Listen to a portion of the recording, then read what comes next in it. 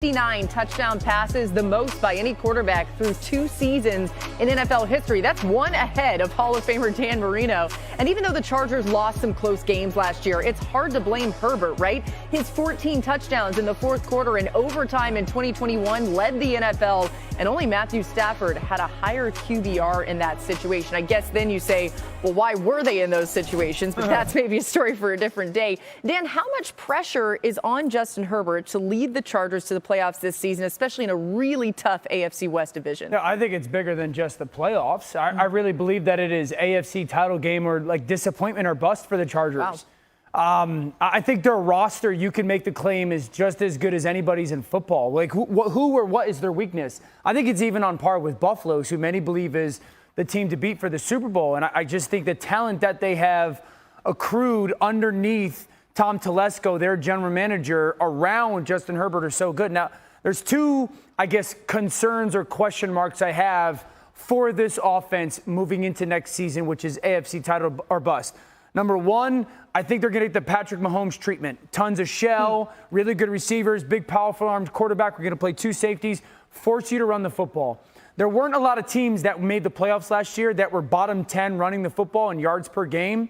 The Chargers were one of them. So they're going to have to, even though it's not their strength, learn to, when teams dare you to run the ball, be able to do it. And the second one is he was so remarkable on 3rd and 4th down last year that it skews a little bit of the success of their offense. That's not something that you're going to hang your hat on year after year after year. And I think it's simply put, we talked about this a little bit during the season, Ruddy, is we want you to be better earlier.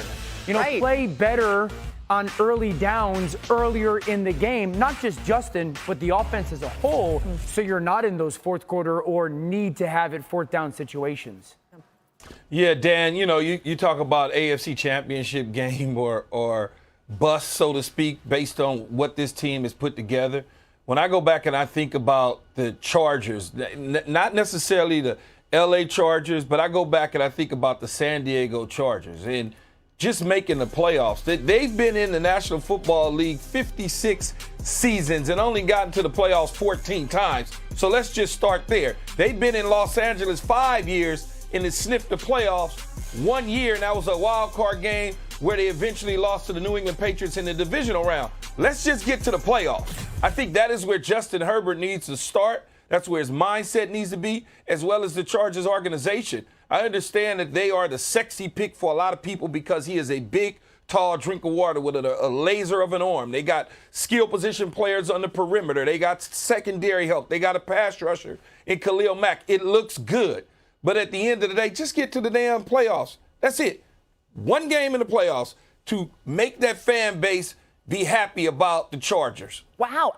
Listen, Key, I'm not sure Chargers fans or even the Chargers team themselves are going to be that excited if they only just get there. I agree, I think with the roster they've assembled, and Key, you laid it out there really well.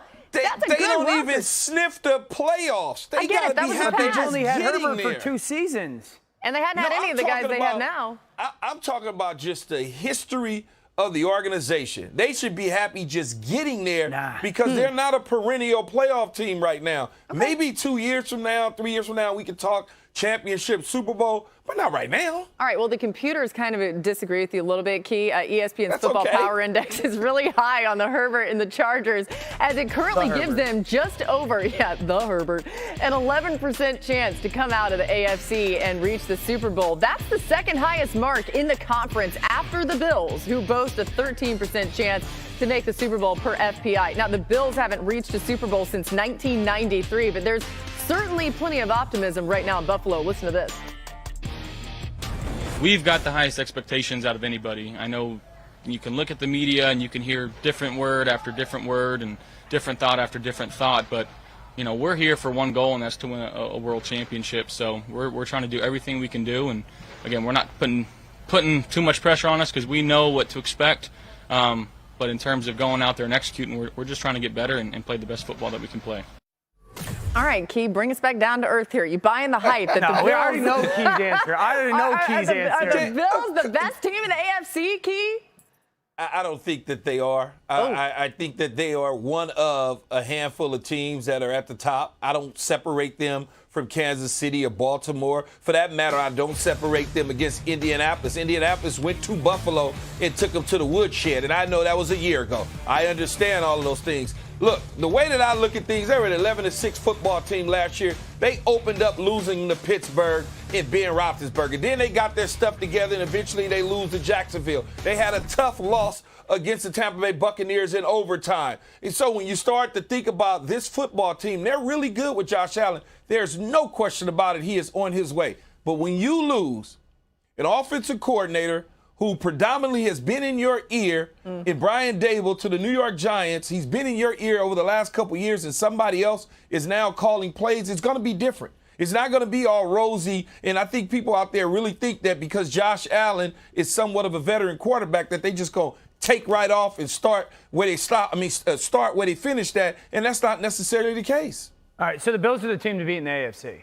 Again, because of the roster that they have put together. The AFC's loaded. There's no doubt about it. I think that the Bills are the team to beat because if you look at defensively, I think today in modern NFL football, to be an elite defense, which the Bills are, your back seven, meaning your linebacker or nickel back and secondary crew, has to have 5 cats that can flat out cover. Yeah. And with their 2 safeties, with their nickel Teron Johnson, with Tre'Davious White and Kyer Elam, their draft pick out of Florida there, they got 5 cats that can cover. The second thing is you have to have linebackers that can play coverage. Matt Milano, one of the best covering linebackers, because of the way teams use tailbacks and tight ends in the pass game, you have to have it. And then you have to have at least 2 elite rushers. I don't care where they are, but as an offensive person, if you got an edge rusher and an inside cat, I got issues. The Bills have that. And then I think offensively, there's many different ways to be really good offensively in the NFL. One of my favorite ways is the way that the Bills are built is they can be really game plan specific with their matchups. I could give you 7 names on this offense that can create problems for defenses. We're going to say Stephon Diggs, Gabe Davis, Jamison Crowder, the 2 tight ends, Knox and O.J. Howard, and then their tailbacks in Singletary and their draft pick, James Cook. Those are 7 guys that if they want to line up and put 2 tight ends in the field and play smash mouth football, they can. If they want to spread you out and throw it all over the place, and you got to remember, Laura, Key knows this as well. Those 4th and 5th options in the pass game are going to be matched up against lesser players. It's very New Englandish from 10, 15 years ago.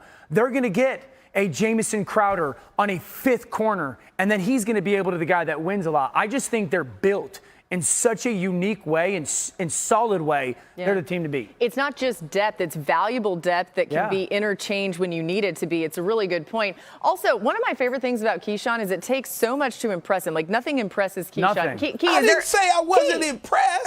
They're kind of good, maybe might be okay. I'm just not buying into the hype. I love it, Key, stay there. That's all. What does this team need to do for you to buy into the hype other than you played for the Jets? What do they need to? Here's what I would tell you, Buttercup. Go on the road and win a game in the playoffs. There we go. Go on the road and win a game in the playoffs. All right, Buttercup Orlovsky, that's his name for the rest of the show. More news today, you guys. Steelers defensive star Minkah Fitzpatrick has received an extension, making him the NFL's highest paid safety. 4 years, worth more than $18.4 million per year. $36 million guaranteed at signing. It's the first major deal, by the way, negotiated by new GM Omar Khan. Gets Fitzpatrick over Jamal Adams, $17.5 million per year. And it's no surprise that the Steelers made him the highest paid safety. Pittsburgh acquired Fitzpatrick midseason in 2019 from the Dolphins. And since he made his debut, the Steel Curtains defense has been unreal, allowing the lowest QBR and completion rate, along with the best defensive efficiency, which measures success on a per-play basis. Dan, what exactly, though, does Minkah Fitzpatrick bring to that Steelers D? He lies to the quarterbacks. And just speaking from a quarterback's perspective, I would tell you the hardest thing for guys at that position is when defenses don't tell you the truth. When a safety or a secondary player, and Mika's probably the best, certainly one of the best in the league of giving you false information, and that forces you to start to doubt yourself. The disguise of coverage, where he aligns at the snap. Is he going back towards the sideline, back towards the middle field? Is he dropping down? Is it single high? Is it two high safety? And he's constantly lying to the quarterbacks with his pre-snap and post-snap disguise. And it maybe doesn't force one mistake on that play, but what it does is you start to play slower and slower and slower as a quarterback with trusting your eyes and the things that you're seeing. It forces hesitation, and then it catches up to you later in the game. It's very Ed Reed-like when it comes to that position. I think that's what he really brings as a secondary, as a safety player, and why that Steelers defense has gotten so much better since he got there. Yeah, you mentioned forcing some of those mistakes. He has forced these turnovers as mistakes. Since entering the NFL in 2018, Fitzpatrick's 4 defensive touchdowns, tied for the most in the league. Good number. All right, much more coming your way on NFL Live. We're just getting started here. The New Orleans Saints started mandatory minicamp this week with a stockpile of offensive